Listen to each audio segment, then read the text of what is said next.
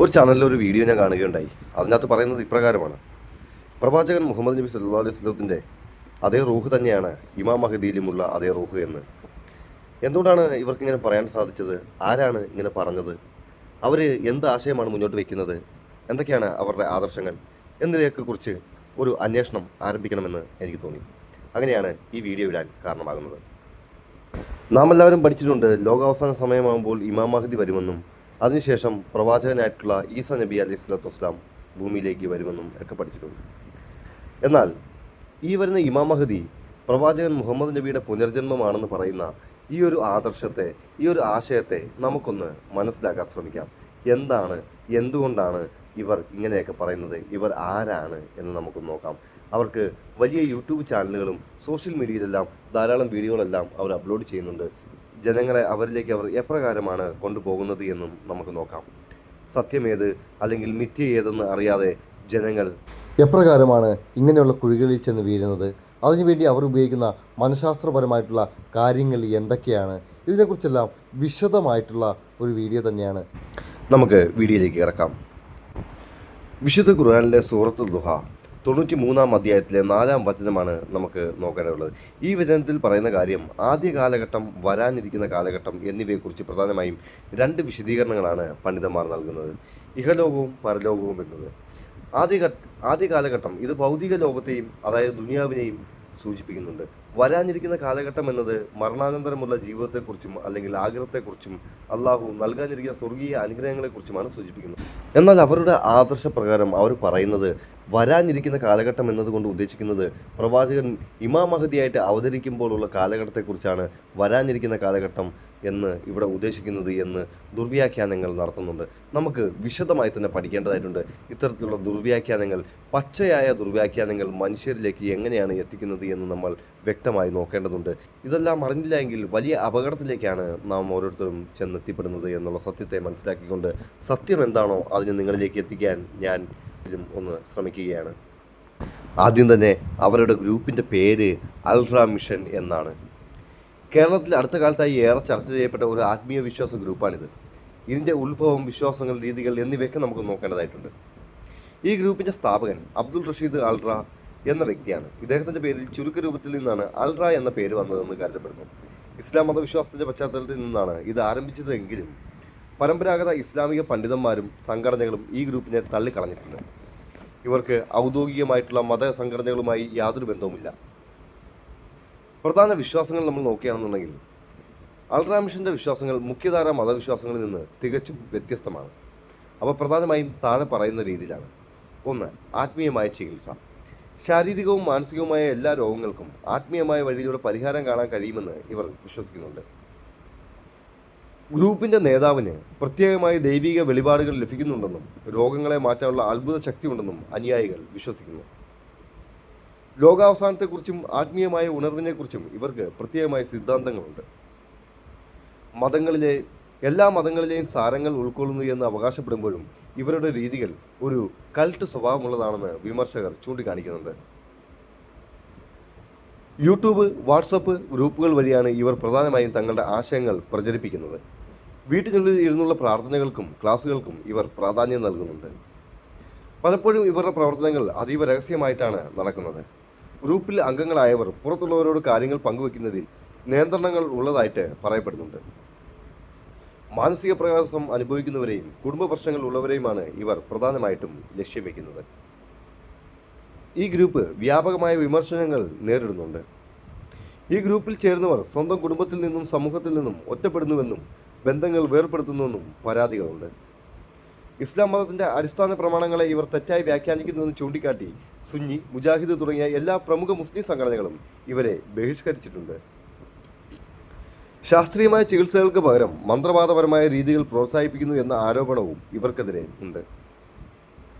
ഏതെങ്കിലും ആത്മീയ ഗ്രൂപ്പുകളിൽ ഭാഗമാകുന്നതിന് മുമ്പ് അവരുടെ വിശ്വാസങ്ങളെക്കുറിച്ചും അവ സമൂഹത്തിലുണ്ടാകുന്ന ആഘാതങ്ങളെക്കുറിച്ചും വ്യക്തമായി അന്വേഷിക്കുന്നത് നമുക്ക് ഓരോരുത്തർക്കും നല്ലതാണ്. അൾട്രാ മിഷൻ പ്രചരിപ്പിക്കുന്ന ആശയങ്ങളിൽ ഏറ്റവും വിവാദപരമായ ഒന്ന് നാം മുമ്പ് സൂചിപ്പിച്ചതുപോലെ പുനർജന്മ വിശ്വാസമാണ്. ഇസ്ലാമിക വിശ്വാസപ്രകാരം പുനർജന്മം എന്ന സങ്കല്പം നിലവിൽ ഇല്ല. എന്നിരിക്കെ ഇത്തരം വാദങ്ങൾ ഇസ്ലാമിക പണ്ഡിതന്മാർക്കിടയിൽ വലിയ പ്രതിഷേധത്തിന് കാരണമായിട്ടുണ്ട്. ഇവരുടെ പ്രധാനപ്പെട്ട ചില പൊള്ളയായ അല്ലെങ്കിൽ വിവാദപരമായ വിശ്വാസങ്ങൾ നമുക്കൊന്ന് നോക്കേണ്ടതായിട്ടുണ്ട്. നാം മുമ്പ് സൂചിപ്പിച്ചതുപോലെ പ്രവാചകന്മാരോ മുൻകാലത്തെ ആത്മീയ നേതാക്കളോ വീണ്ടും ജനിക്കുമെന്നും അല്ലെങ്കിൽ അവരുടെ ആത്മാവ് മറ്റൊരാളിൽ പ്രവേശിക്കുമെന്നോ ഉള്ള വാദങ്ങൾ ഇവർ ഉന്നയിക്കുന്നുണ്ട്. ഇസ്ലാമിലെ ഇമാം മഹദി എന്ന സങ്കല്പത്തെ ഇവർ പുനർജന്മവുമായി കൂട്ടിക്കെട്ടുന്നുണ്ട്. എന്നാൽ മുഖ്യധാര ഇസ്ലാം വിശ്വസിക്കുന്നത് മരിച്ച ഒരാളും ഈ ലോകത്തേക്ക് തിരിച്ചു വരില്ല എന്നാണ്. ബർസഖ് എന്ന ലോകത്തായിരിക്കുമെന്നും ബർസഖിനും ഈ ലോകത്തിനുമിടയിൽ ഒരു മതിലുണ്ട് എന്നും നമ്മൾ കഴിഞ്ഞ വീഡിയോകളിലൂടെ എല്ലാം മനസ്സിലാക്കിയിട്ടുണ്ട്. ഗ്രൂപ്പ് നേതാവായിട്ടുള്ള അബ്ദുൾ റഷീദ് തന്നെ അൽറ എന്ന് വിശേഷിപ്പിക്കുകയും ഇത് അള്ളാഹുവിൻ്റെ ഒരു പ്രത്യേക വെളിപ്പെടുത്തലാണെന്ന് അവകാശപ്പെടുകയും ചെയ്യുന്നുണ്ട്. ഖുർആനിലെ ചില അക്ഷരങ്ങളെ ഇവർ തങ്ങളുടെ നേതാവിൻ്റെ പേരുമായി ബന്ധിപ്പിക്കാൻ ശ്രമിക്കുന്നുമുണ്ട്. ഇത് മതപ്രമാണങ്ങളെ ദുർവ്യാഖ്യാനം ചെയ്യലാണെന്ന് പണ്ഡിതന്മാർ ചൂണ്ടിക്കാണിക്കുന്നുണ്ട്. മരുന്നുകൾക്കും ശാസ്ത്രക്രിയകൾക്കും പകരം നേതാവിൻ്റെ ആത്മീയ ശക്തി കൊണ്ട് മാത്രം മാറാരോഗങ്ങൾ മാറുമെന്നും ഇവർ വിശ്വസിക്കുന്നു. ഇതിനായി പ്രത്യേക പ്രാർത്ഥനകളും രീതികളും ഇവർക്കുണ്ട്. ഇത് പലപ്പോഴും രോഗികൾക്ക് കൃത്യമായ ചികിത്സ ലഭിക്കുന്നതിന് തടയാൻ കാരണമാകുന്നുണ്ട്. പരമ്പരാഗതമായി മുസ്ലിങ്ങൾ അനുഷ്ഠിക്കുന്ന നമസ്കാരം, നോമ്പ് തുടങ്ങിയ ആരാധനാ കർമ്മങ്ങളിൽ നിന്ന് വ്യത്യസ്തമായോ അവയ്ക്ക് പുതിയ അർത്ഥങ്ങൾ നൽകിയോ ഉള്ള രീതികൾ ഇവർ പിന്തുടരുന്നതായിട്ട് കാണാൻ സാധിക്കുന്നുണ്ട്. മതം നിശ്ചയിച്ച ചട്ടക്കൂടുകൾക്ക് പുറത്തുള്ള ആത്മീയ ഉന്മേഷമാണ് ഇവരുടെ ലക്ഷ്യം. ഗ്രൂപ്പിന്റെ ഏറ്റവും അപകടകരമായ ഒരു വിശ്വാസ രീതി ഇപ്രകാരമാണ്: ഗ്രൂപ്പിൽ ചേരാത്ത കുടുംബാംഗങ്ങൾ അന്ധകാരത്തിലാണെന്നും അവരുമായുള്ള ബന്ധം വിച്ഛേദിക്കുന്നത് ആത്മീയ വളർച്ചയ്ക്ക് നല്ലതാണെന്നും ഇവർ പഠിപ്പിക്കുന്നതായി ആരോപണങ്ങളുണ്ട്. ഇത്തരം ആശയങ്ങൾ യഥാർത്ഥത്തിൽ പുതിയതല്ല. ചരിത്രത്തിൽ പല കാലഘട്ടങ്ങളിൽ ഇസ്ലാമിന്റെ പേരിൽ വന്നിട്ടുള്ള ബാത്തിനികൾ അല്ലെങ്കിൽ അതിതീവ്ര സൂഫി ഗ്രൂപ്പുകൾ എന്നിവരുടെ ആശയത്തോട് ഇതിന് സാമ്യമുണ്ട്. ഖുർആനിലെ വചനങ്ങൾക്ക് ബാഹ്യമായ അർത്ഥമല്ല, മറിച്ച് നേതാവിന് മാത്രം അറിയാവുന്ന രഹസ്യ അർത്ഥങ്ങളാണുള്ളതെന്ന് വിശ്വസിപ്പിക്കുക. ഇന്ത്യയിലെ ചില വിശ്വാസങ്ങളെയും പുനർജന്മ സിദ്ധാന്തങ്ങളെയും ഇസ്ലാമിക പശ്ചാത്തലത്തിലേക്ക് കൂട്ടിക്കലർത്തിയാണ് ഇവർ ഈ പുതിയ മതം നിർമ്മിച്ചെടുത്തിട്ടുള്ളത്. ചുരുക്കത്തിൽ നോക്കുകയാണെങ്കിൽ സാധാരണ വിശ്വാസികളുടെ മാനസിക ദൗർബല്യങ്ങളെയും കുടുംബ പ്രശ്നങ്ങളെയും ചൂഷണം ചെയ്തുകൊണ്ടാണ് ഇത്തരം ഗ്രൂപ്പുകൾ വളരുന്നത്. അൽറ മിഷൻ എന്ന സംഘടനയുടെ ഉത്ഭവത്തെക്കുറിച്ച് പറയുമ്പോൾ അത് ഏതെങ്കിലും ഒരു നിശ്ചിത വർഷം പെട്ടെന്ന് പൊട്ടിമുളച്ച ഒന്നല്ല, മറിച്ച് കുറച്ച് വർഷങ്ങളായി കേരളത്തിലെ സോഷ്യൽ മീഡിയ ഗ്രൂപ്പുകളിലൂടെ രൂപപ്പെട്ടു വന്ന ഒന്നാണ്. ഇതിൻ്റെ ഉത്ഭവത്തിന് പിന്നിൽ പ്രധാന വശങ്ങൾ നമുക്കൊന്ന് നോക്കാം. ഈ ഗ്രൂപ്പിന്റെ പ്രധാനി അബ്ദുൾ റഷീദ് എന്ന വ്യക്തിയാണ്. ഇദ്ദേഹം കണ്ണൂർ, കാസർഗോഡ് ഭാഗങ്ങൾ കേന്ദ്രീകരിച്ച് പ്രവർത്തിക്കുന്ന ആളാണെന്ന് പറയപ്പെടുന്നു. ഇദ്ദേഹത്തിന്റെ പേരിന്റെയും അദ്ദേഹം മുന്നോട്ട് വയ്ക്കുന്ന ആത്മീയ സങ്കല്പത്തിന്റെയും ചുരുക്കരൂപമായാണ് അൽറ എന്ന പേര് സ്വീകരിച്ചിരിക്കുന്നത്. ഈ ഗ്രൂപ്പിന് പള്ളികളോ പരമ്പരാഗതമായ മതസ്ഥാപനങ്ങളോ ഇല്ല. പകരം വാട്സപ്പ്, ടെലഗ്രാം ഗ്രൂപ്പുകളിലൂടെയാണ് ഇത് ഉത്ഭവിച്ചത്. തുടക്കത്തിൽ രോഗശാന്തിക്കും മാനസിക സമാധാനത്തിനും വേണ്ടിയുള്ള ആത്മീയ ക്ലാസുകൾ എന്ന നിലയിലാണ് ആളുകളെ ഇത് ആകർഷിച്ചത്. സാമ്പത്തിക പ്രയാസമോ കുടുംബ പ്രശ്നങ്ങളോ അനുഭവിക്കുന്നവരെ ലക്ഷ്യം വെച്ച് കൗൺസിലിംഗ് എന്ന രീതിയിലാണ് ആശയങ്ങൾ പ്രചരിപ്പിച്ചു തുടങ്ങുന്നത്. ഇതിന്റെ ഉത്ഭവം അന്വേഷിച്ചാൽ അത് പഴയ കാലത്തെ ചില ബാത്തിനി ചിന്താഗതികളുമായി ബന്ധപ്പെട്ടിരിക്കുന്നുവെന്ന് കാണാൻ സാധിക്കുന്നുണ്ട്. ഖുർആൻ വചനങ്ങൾക്ക് അറബി ഭാഷാ നിയമങ്ങൾക്കോ ഇസ്ലാമിക ചരിത്രത്തിനോ നിരക്കാത്ത രഹസ്യ അർത്ഥങ്ങളുണ്ടെന്ന് ഇവർ വാദിക്കുന്നുണ്ട്. സൂഫിസത്തിന്റെ ചില രീതികളെ ദുർവ്യാഖ്യാനം ചെയ്തും ഹൈന്ദവ ദർശനങ്ങളിലെ പുനർജന്മം പോലെയുള്ള ആശയങ്ങളെ ഇസ്ലാമുമായി കൂട്ടിക്കലർത്തിയുമാണ് ഇവർ സ്വന്തമായൊരു മിക്സഡ് വിശ്വാസ രീതി ഉണ്ടാക്കിയെടുത്തിട്ടുള്ളത്. കേരളത്തിന് പുറത്ത് വിദേശ രാജ്യങ്ങളിൽ, പ്രത്യേകിച്ച് ഗൾഫ് നാടുകളിൽ ജോലി ചെയ്യുന്ന മലയാളികൾക്കിടയിലാണ് ഈ ഗ്രൂപ്പിന് പെട്ടെന്ന് സ്വാധീനം ലഭിച്ചത്. ഏകാന്തതയും മാനസിക സമ്മർദ്ദവും അനുഭവിക്കുന്ന പ്രവാസികളെ ഓൺലൈൻ വഴി സ്വാധീനിക്കാൻ ഇവർക്ക് വളരെയധികം എളുപ്പമായി. സാധാരണഗതിയിൽ ഇതൊരു ആത്മീയ ഗ്രൂപ്പായി തുടർന്നിരുന്നെങ്കിലും ഇതിൽപ്പെട്ടവർ സ്വന്തം കുടുംബങ്ങളെ ഉപേക്ഷിക്കാനും മാതാപിതാക്കളെ കാഫിർ എന്നോ അല്ലെങ്കിൽ അവിശ്വാസി എന്നോ വിളിക്കാനും തുടങ്ങിയതോടുകൂടിയാണ് പൊതുസമൂഹം ഇതിനെ ശ്രദ്ധിച്ചു തുടങ്ങുന്നത്. നിരവധി കുടുംബങ്ങൾ പരാതിയുമായി രംഗത്തെത്തിയതോടെ മുസ്ലിം സംഘടനകൾ ഇതിനെതിരെ ഔദ്യോഗികമായി തന്നെ രംഗത്ത് വരികയാണ്. അൽറ മിഷൻ പോലുള്ള ഗ്രൂപ്പുകൾ സാധാരണക്കാരെ, പ്രത്യേകിച്ച് പ്രവാസികളെയും കുടുംബ പ്രശ്നങ്ങൾ ഉള്ളവരെയും സ്വാധീനിക്കാൻ ഉപയോഗിക്കുന്ന സൈക്കോളജിക്കലായിട്ടുള്ള രീതികൾ വളരെ ആസൂത്രിതമാണ്. ഇതിനെ ബ്രെയിൻ വാഷിങ് അല്ലെങ്കിൽ മൈൻഡ് കൺട്രോൾ എന്നും വിളിക്കാം. ഇവർ ഉപയോഗിക്കുന്ന പ്രധാന തന്ത്രങ്ങൾ നമുക്കൊന്ന് നോക്കാം. പുതുതായി ഒരാൾ ഗ്രൂപ്പിൽ വരുമ്പോൾ അവർക്ക് അമിതമായ സ്നേഹവും പരിഗണനയും നൽകുന്നു. നിങ്ങൾ പ്രത്യേകമായി തിരഞ്ഞെടുക്കപ്പെട്ടവനാണെന്നും നിങ്ങൾ വലിയ ആത്മീയ ഉന്നതി ലഭിക്കാൻ പോകുന്നുവെന്നും ഇങ്ങനെയുള്ള വാക്കുകളിലൂടെ ആ വ്യക്തിക്ക് ഗ്രൂപ്പിനോട് ഒരു വൈകാരിക കടപ്പാട് ഉണ്ടാക്കിയെടുക്കുന്നു. ഈ ഗ്രൂപ്പിൽ നിന്ന് പുറത്തു പോയാൽ നിങ്ങൾക്ക് വലിയ ദുരന്തങ്ങൾ സംഭവിക്കുമെന്നും അല്ലെങ്കിൽ നിങ്ങളുടെ ആത്മാവ് നശിച്ചു പോകുമെന്നും വിശ്വസിപ്പിക്കുന്നു. ലോകത്തുള്ള മറ്റെല്ലാവരും അന്ധകാരത്തിലാണെന്നും സത്യമറിയുന്ന ഏക വിഭാഗം നമ്മളാണ് എന്നുള്ള ചിന്താഗതി അവരിൽ കുത്തിവെക്കുന്നു. ഗ്രൂപ്പിന് പുറത്തുള്ള മതപണ്ഡിതന്മാരുടെ ക്ലാസുകൾ കേൾക്കാനോ പത്രങ്ങൾ വായിക്കാനോ വിമർശനാത്മകമായിട്ടുള്ള വീഡിയോകൾ കാണാനോ ഇവർ സമ്മതിക്കുന്നില്ല. അതെല്ലാം നിങ്ങളുടെ ആത്മീയതയെ നശിപ്പിക്കുമെന്ന് പറഞ്ഞ് അവരെ ഒരു വിവര ലോക്കറിൽ തളച്ചിടുകയാണ് ചെയ്യുന്നത്. ഏറ്റവും അപകടകരമായ ഘട്ടം സ്വന്തം മാതാപിതാക്കളെയോ പങ്കാളിയെയോ ഈ ആശയത്തിൽ എതിർത്താൽ അവർ ശൈത്താന്റെ സ്വാധീനത്തിലാണെന്ന് വിശ്വസിപ്പിക്കുന്നു. ഇതോടെ ആ വ്യക്തിക്ക് ഗ്രൂപ്പിലുള്ളവർ മാത്രമായിരിക്കും ഏക കുടുംബം. ഇത് അവരെ പൂർണ്ണമായും ഗ്രൂപ്പ് നേതാവിന്റെ നിയന്ത്രണത്തിലാക്കുകയാണ് ചെയ്യുന്നത്. സാധാരണ മതപരമായ വാക്കുകൾക്ക് ഇവർ പുതിയ അർത്ഥങ്ങൾ നൽകുന്നു. ഉദാഹരണത്തിന് നമ്മൾ നേരത്തെ സൂചിപ്പിച്ചതുപോലെ പുനർജന്മം പോലുള്ള കാര്യങ്ങൾ ഖുർആൻ വചനങ്ങളുമായി ബന്ധിപ്പിച്ച് ശാസ്ത്രീയമെന്നോ ആത്മീയമെന്നോ തോന്നിപ്പിക്കുന്ന രീതിയിൽ അവതരിപ്പിക്കുന്നു. ഇത് കേൾക്കുന്ന സാധാരണക്കാരന് താൻ വലിയൊരു രഹസ്യം മനസ്സിലാക്കിയെന്ന തോന്നലുണ്ടാക്കുകയാണ് ചെയ്യുന്നത്. മാനസികമായി തളർന്നിരിക്കുന്ന സമയത്ത് സമാധാനത്തിനു വേണ്ടി വലിയ തുകകൾ സംഭാവനയായി വാങ്ങുകയോ അവരുടെ സ്വത്തുക്കൾ ഗ്രൂപ്പിന്റെ പ്രവർത്തനങ്ങൾക്കായി നൽകാൻ പ്രേരിപ്പിക്കുകയോ ചെയ്യുന്നുണ്ട്. ഇത്തരം ഗ്രൂപ്പുകളിൽ പെട്ടുപോയവരെ പെട്ടെന്ന് മാറ്റിയെടുക്കാൻ വളരെയധികം പ്രയാസമാണ്. എങ്കിലും നമുക്ക് അതിന് സഹായകരമായിട്ടുള്ള കുറച്ച് കാര്യങ്ങൾ ഒന്ന് നോക്കാം. എന്തുകൊണ്ട് ഈ കാര്യങ്ങൾ രഹസ്യമായി ചെയ്യുന്നു, എന്തുകൊണ്ട് കുടുംബത്തെ ഉപേക്ഷിക്കാൻ പറയുന്നു തുടങ്ങിയ ചോദ്യങ്ങൾ ചോദിക്കാൻ പ്രേരിപ്പിക്കുക. കൗൺസിലിങ്ങും കൃത്യമായ മതപരമായിട്ടുള്ള അറിവും പണ്ഡിതന്മാരുടെ സഹായവും നിങ്ങൾ തേടുക. അവരെ ഒറ്റപ്പെടുത്താതെ സ്നേഹത്തോടെ സംസാരിക്കുകയും പുറം ലോകത്തെ കാര്യങ്ങളുമായി അടുപ്പിക്കുകയും ചെയ്യുക. ഇത്തരം ഗ്രൂപ്പുകളുടെ പ്രവർത്തനത്തെക്കുറിച്ച് പോലീസിലോ ആധികാരികമായിട്ടുള്ള മതസംഘടനകളിലോ റിപ്പോർട്ട് ചെയ്യുന്നത് മറ്റുള്ളവർ ഇതിൽ വീഴാതിരിക്കാൻ സഹായിക്കും. ഇനി നമുക്ക് ഇതിൻ്റെ ഒരു സത്യകഥ നോക്കേണ്ടതായിട്ടുണ്ട്. അൾട്രാ മിഷൻ എന്ന പേരിൽ കേരളത്തിൽ പ്രചരിപ്പിക്കുന്ന ഈ ഗ്രൂപ്പിന് പാകിസ്ഥാനിലെ ഒരു വിവാദ സംഘടനയുമായി വളരെ അടുത്ത ബന്ധമുണ്ടെന്ന് സൂചിപ്പിക്കുന്നുണ്ട്. ഇതിൻ്റെ ആശയപരമായ വേരുകൾ പാകിസ്ഥാനിലാണ് ഉള്ളത് എന്ന് പറയപ്പെടുന്നു. ഈ പ്രസ്ഥാനത്തിൻ്റെ യഥാർത്ഥ ഉറവിടം പാകിസ്ഥാനിലെ റിയാസ് അഹമ്മദ് ഗോഹർ ഷാഹി എന്ന വ്യക്തി സ്ഥാപിച്ച അജ്മാൻ ഫെഡറേഷൻ ഇസ്ലാം എന്ന സംഘടനയാണ് പിന്നീട് അന്താരാഷ്ട്ര തലത്തിൽ മഹൂദി ഫൗണ്ടേഷൻ ഇന്റർനാഷണൽ അല്ലെങ്കിൽ അൾട്രാ TV എന്നൊക്കെ അറിയപ്പെടാൻ തുടങ്ങിയത്. ഗോഹർ ഷാഹി തന്നെ ഇമാം മഹ്ദി ആണെന്ന് അവകാശപ്പെടുകയും ചന്ദ്രനിലും സൂര്യനിലും തൻ്റെ മുഖം തെളിഞ്ഞു വരുന്നുണ്ട് എന്ന് പ്രചരിപ്പിക്കുകയും ചെയ്യുന്നു.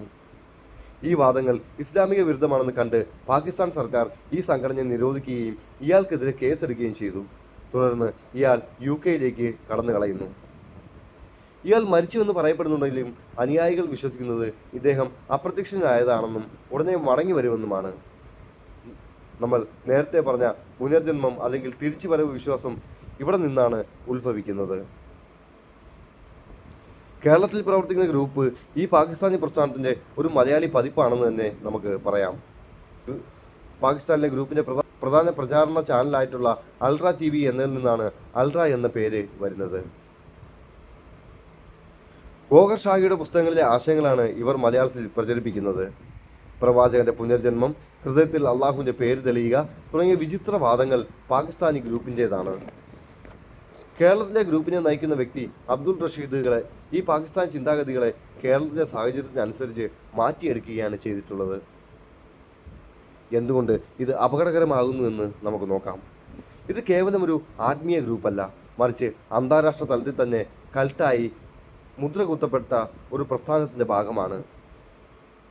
പാകിസ്ഥാനിലും മറ്റ് മുസ്ലിം രാജ്യങ്ങളിലും ഇവരെ കാഫിർ അല്ലെങ്കിൽ മതത്തിന് പുറത്തുള്ളവരായി പ്രഖ്യാപിച്ചിട്ടുണ്ട്. മതത്തേക്കാൾ ഉപരിയായി വ്യക്തിപൂജയ്ക്കും മാന്ത്രികതയ്ക്കും പ്രാധാന്യം നൽകുന്നതാണ് ഇവരുടെ രീതികൾ. ചുരുക്കത്തിൽ പാകിസ്ഥാനിൽ ജനിച്ച് യൂറോപ്പ് കേന്ദ്രീകരിച്ച് വളർന്ന ഒരു വിചിത്ര വിശ്വാസത്തെ സോഷ്യൽ മീഡിയ വഴി കേരളത്തിലെ വീടുകളിലേക്ക് എത്തിക്കുകയാണ് ഇവർ ചെയ്തുകൊണ്ടിരിക്കുന്നത്. ഇവരുടെ പ്രധാന ചിഹ്നങ്ങളും ലോഗോയും നമുക്കൊന്ന് നോക്കാം. ഈ ഗ്രൂപ്പിനെ തിരിച്ചറിയാൻ സഹായിക്കുന്ന ചില പ്രത്യേക അടയാളങ്ങൾ ഇവയെല്ലാമാണ്. ചന്ദ്രനിലെയും സൂര്യനിലെയും രൂപം. ഇവരുടെ ഏറ്റവും വലിയ വിചിത്ര വിശ്വാസം ഇതാണ്: ചന്ദ്രനിലും സൂര്യനിലും ഹജറുൽ അസ്വദിലും തങ്ങളുടെ നേതാവായ ഗോഹർ ഷാഹിയുടെ മുഖം തെളിഞ്ഞു വന്നിട്ടുണ്ട് എന്ന് ഇവർ വാദിക്കുന്നുണ്ട്. ഇതിൻ്റെ ചിത്രങ്ങൾ ഇവർ വ്യാപകമായി പ്രചരിപ്പിക്കാറുമുണ്ട്. ഹൃദയത്തിൽ അള്ളാഹു എന്ന് എഴുതിയിട്ടുണ്ടെന്നും അത് ആത്മീയമായി ഉണർത്തണമെന്നും ഇവർ പറയുന്നുണ്ട്. ഇവരുടെ ലോഗോകളിൽ പലപ്പോഴും ഹൃദയത്തിൻ്റെ ആകൃതിയും അതിനുള്ളിൽ അറബി അക്ഷരങ്ങളും കാണാൻ സാധിക്കും. ഇവർക്ക് അൾട്രാ TV എന്ന പേരിൽ യൂട്യൂബ് ചാനലുകളുണ്ട്. നീലയും വെള്ളയും കലർന്ന നിറങ്ങളിലുള്ള ലോഗോയാണ് ഇവർ പൊതുവെ ഉപയോഗിക്കാറുള്ളത്. കേരളത്തിൽ ഈ ഗ്രൂപ്പിനെതിരെ വലിയ പ്രതിഷേധങ്ങൾ ഉണ്ടായ ചില സാഹചര്യങ്ങൾ നമുക്കൊന്ന് നോക്കാം. മലപ്പുറം, കോഴിക്കോട്, കണ്ണൂർ ജില്ലകളിൽ ഈ ഗ്രൂപ്പിൽ പെട്ടുപോയ ഭർത്താക്കന്മാരെയോ ഭാര്യമാരെയോ സ്വന്തം പങ്കാളിയെയും കുട്ടികളെയും ഉപേക്ഷിച്ച സംഭവങ്ങൾ പ്രാദേശിക വാർത്തകളിൽ വന്നിട്ടുണ്ട്. സമസ്ത, EK, AP വിഭാഗങ്ങൾ, മുജാഹിദ് തുടങ്ങിയ കേരളത്തിലെ പ്രമുഖമായിട്ടുള്ള എല്ലാ സംഘടനകളും ഈ ഗ്രൂപ്പിനെതിരെ ഔദ്യോഗികമായി പ്രസ്താവന ഇറക്കിയിട്ടുണ്ട്. ഇവർ ഇസ്ലാമിന് പുറത്താണെന്നും ഇവരുടെ ക്ലാസ്സുകളിൽ പങ്കെടുക്കരുത് എന്നും പള്ളികൾ വഴി മുന്നറിയിപ്പ് നൽകിയിട്ടുമുണ്ട്. ഗൾഫ് രാജ്യങ്ങളിൽ ജോലി ചെയ്യുന്ന പലരും ഈ ഗ്രൂപ്പിൻ്റെ ഓൺലൈൻ ക്ലാസ്സുകളിൽ കുടുങ്ങി സാമ്പത്തികമായി ചൂഷണം ചെയ്യപ്പെടുന്നതായിട്ടും നാട്ടിലെ കുടുംബവുമായി ബന്ധം മുറിച്ചതായിട്ടും റിപ്പോർട്ടുകളുണ്ട്. പാകിസ്ഥാനിലെ പശ്ചാത്തലം. പാകിസ്ഥാനിൽ ഇവരെ ഗോഹർ ഷാഹി ഗ്രൂപ്പ് എന്നാണ് വിളിക്കുന്നത്.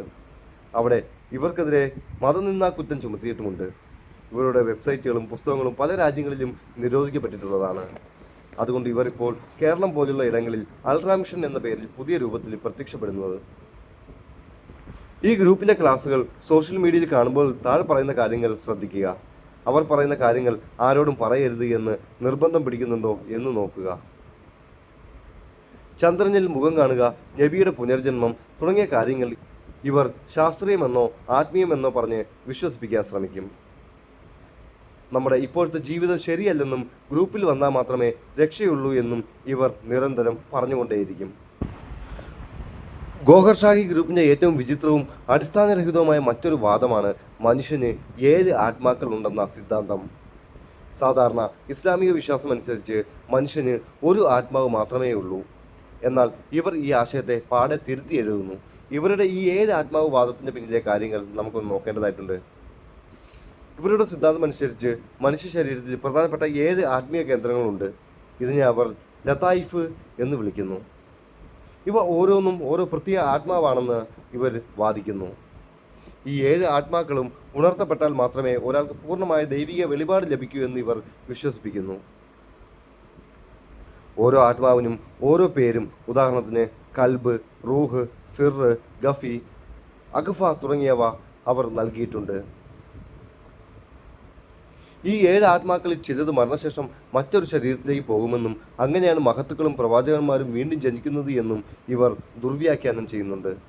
ഇത് യഥാർത്ഥത്തിൽ ഹൈന്ദവ, ബുദ്ധ ദർശനങ്ങളിലെ പുനർജന്മ സങ്കല്പത്തെയും സൂഫിസത്തിലെ ചില പദങ്ങളെയും തെറ്റായി കൂട്ടിക്കലർത്തി ഉണ്ടാക്കിയെടുത്ത ഒന്നാണെന്ന് മനസ്സിലാക്കാൻ സാധിക്കും.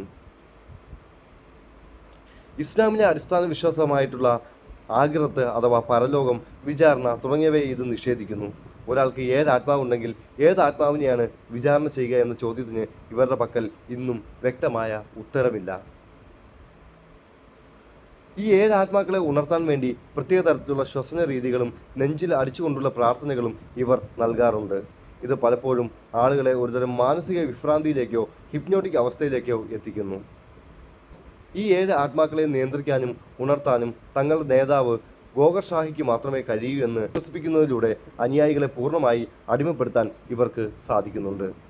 ഇത് യഥാർത്ഥത്തിൽ പുരാതനമായ ഗോസ്റ്റിസം അല്ലെങ്കിൽ ചില തീവ്ര താന്ത്രിക വിശ്വാസങ്ങളിൽ നിന്ന് കടമെടുത്തതാണ്. പാകിസ്ഥാനിലെ ഗോഹർ ഷാഹി തൻ്റെ പുസ്തകമായ ദീൻ ഇലാഹി എന്ന ഗ്രൂപ്പ് ഗ്രന്ഥത്തിലാണ് ഈ 7 ആത്മാക്കളുടെ സിദ്ധാന്തം വിശദീകരിക്കുന്നത്.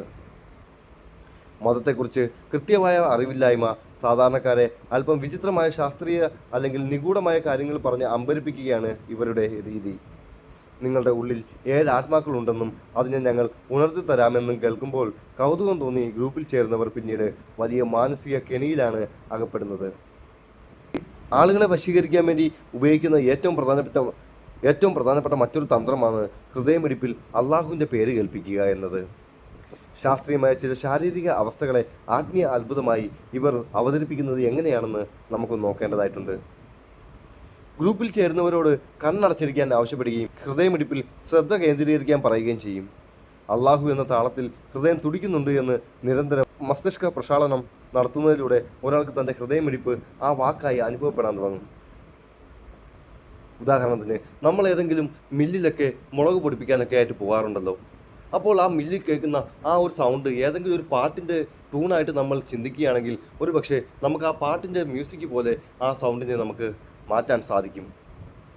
അപ്രകാരം നമ്മുടെ ഹൃദയമിടിപ്പിനെ നമ്മൾ ശ്രദ്ധിക്കുകയാണെങ്കിൽ നമുക്ക് അത് അള്ളാഹു എന്ന രീതിയിലേക്ക് ആകുന്നതായിട്ട് നമുക്ക് ശ്രദ്ധിച്ചാൽ നമ്മുടെ തലച്ചോറിന് കൊടുക്കുന്ന നിർദ്ദേശങ്ങൾ പ്രകാരം നമുക്ക് അങ്ങനെ കേൾക്കാൻ സാധിക്കും. ഇത് കേവലം ഒരു ഓഡിറ്ററി ഇല്യൂഷൻ മാത്രമാണ്, അല്ലെങ്കിൽ മനസ്സിൻ്റെ തോന്നലാണ്. ഇവരുടെ വീഡിയോകളിൽ ഹൃദയമിടിപ്പിൻ്റെ ശബ്ദത്തോടൊപ്പം പ്രത്യേക ഫ്രീക്വൻസിയിലുള്ള ഓഡിയോകൾ ചേർക്കാറുണ്ട്. ഇത് ഹെഡ്ഫോൺ ഉപയോഗിച്ച് കേൾക്കുമ്പോൾ ഒരാൾക്ക് ആത്മീയമായ എന്തോ അനുഭവം ഉണ്ടാകുന്നതായിട്ട് തോന്നും. നേരത്തെ സൂചിപ്പിച്ചതുപോലെ മനുഷ്യൻ്റെ ഹൃദയത്തിൻ്റെ മാംസപേശികൾ പരിശോധിച്ചാൽ അതിൽ അള്ളാഹു എന്ന് എഴുതിയതുപോലെ കാണാമെന്നും ഇത് ഗോഹർ ഷാഹി കണ്ടെത്തിയതാണെന്നും ഇവർ വാദിക്കുന്നുണ്ട്. എന്നാൽ വൈദ്യശാസ്ത്രപരമായി ഹൃദയത്തിൻ്റെ ഘടന എല്ലാ മനുഷ്യരിലും ഒരുപോലെയാണ്. അതിൽ അക്ഷരങ്ങൾ യാതൊന്നും തന്നെ ഇല്ല എന്ന് കാണാൻ സാധിക്കും. ഈ ഗ്രൂപ്പ് പ്രചരിപ്പിക്കുന്ന മറ്റ് ചില അവിശ്വസനീയമായ കാര്യങ്ങൾ നമുക്ക് നോക്കാം. ചന്ദ്രനിൽ ഗോഹർ ഷാഹിയുടെ മുഖമുണ്ടെന്നും അത് നോക്കി പ്രാർത്ഥിച്ചാൽ പാപങ്ങൾ പൊറുക്കപ്പെടുമെന്നും ഇവർ പറയുന്നു. മേഘങ്ങളിലോ ചന്ദ്രനിലോ പരിചിതമായ രൂപങ്ങൾ കാണുന്ന മനഃശാസ്ത്ര അവസ്ഥയാണ് ഇത്. ഹജറുൽ അസ്വദിലെ രൂപം. കഅബയിലെ കറുത്ത ശിലയിൽ ഗോഹർ ഷാഹിയുടെ രൂപമുണ്ടെന്നും അത് സൗദി അധികൃതർ മറച്ചു പിടിച്ചിരിക്കുകയാണെന്നും ഇവർ വിശ്വസിപ്പിക്കുന്നുണ്ട്. നിഴലില്ലാത്ത നേതാവ്. ഇവരുടെ നേതാവിന് നിഴലില്ലായിരുന്നു എന്ന് വരെ ചില അനുയായികൾ പറഞ്ഞു നടക്കാറുണ്ട്.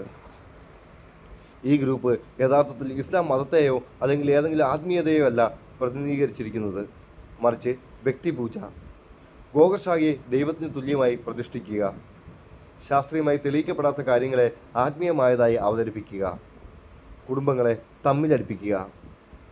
ഇത്തരം ഗ്രൂപ്പുകളുടെ വലയിൽ വീഴാതിരിക്കാൻ യുക്തിസഹമായിട്ടുള്ള ചിന്തയും കൃത്യമായ മതപഠനവും അനിവാര്യം തന്നെയാണ്.